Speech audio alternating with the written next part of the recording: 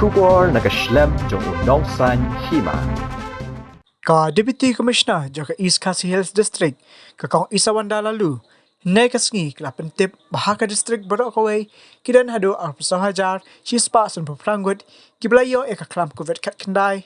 bat kidan hadu san spa kanyongot kibriu kibla do no ilang jing im na kani ka Khlam kuvet kat kendai tang na East Khasi Hills District shisho na keleng hadisi kelai tu baka East Khasi Hills kadan hadu 8.9% jiki badono na kani ka Khlam bat kani ka day kabahedo ladai nujor bat kiwe pat ki district apo ka Jylla berok kawai ya ka jingdan ki ba Khlad na ka daw jo kani ka Khlam na kaleng ka kong lalu klay turu babon ki bayo positive ki day ki bampat shim ya katika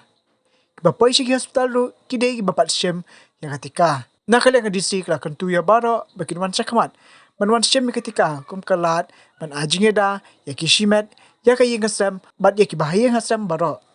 East Khasi Hills District ni don arpusal hajar sispa san bupati total cases Jylla ki active ki duna ho ka positivity rate ni ka de 100% ko belong menta ka ka bakham pin khuslai yani ka de ngat case fatality rate san spa new pho hadu menta ka bamut 2.3% R.9% na sispa ki biyo kem ni ujing pang ki Khlad kata ka bamut bala dangi play si sendon la dangi sedang ban le ya ko open up ipin jin so ka lockdown la da ki brio kim kikir pat kham tam la da ki brio kim patre ban shim ya ka di ka chim ya da la ban long ba kham bun shu nin yo kem ni chimpang la da tang silak na ka population jong he East Khasi Hills ru ni yo kem bat ka case fatality kadang ne kunju kata ka bamut nin ko kumba hajar mot ki brio ki bandu no ila ka chim ka choice ka day kata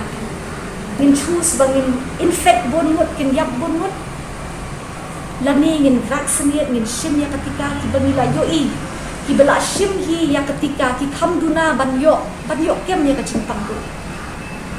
bat ki bai la yo baro atli ki injection ki kham duna shibon ka chimpang ka bejur ka jing thia hospital bat ka jing ya niyo ba khandai phawai percent 91% na kiba dei ban Khlad no yang chimpang ki dei ki bam pat yo ya ka vaccination ini ki facts and figures ki ba ki doctor ni ai ni ka science ki ka ti ni ndai bang shi thau ki ngin hap choose ti ngai e shi ki ka sin thu ya kata ki breu ki ba shongyo ki breu ki ba dia kali ki breu ki ba hab basa ki ba hab bella ki dei ki high risk nim kwa ba phin wan shin ba phin pin chimpang ki ko ki ki parlok ki para jo ki merat ki mi e chung ki temen pro ni kwa ba phiro kan long safe khang ba ki wei ro ki long safe ki bon ki long yen ka long so si hadu kata ki la lose ki la do no yo nong kamai primary breadwinner jo ki menta haka jing tha ko bani ai shi kishnong kala ya sha ka vaccination bi khatra hadu sapu sal snem ba ki sapu san snem shla chane ni ong no kishnong snow bah prioritize lani ai kar pangshwa yakitu ki single families hilong yen ki badantang ikni ni pa naman ni hakari baro ko wai hak state jong ni kilong yen ki la dei ban no ni pa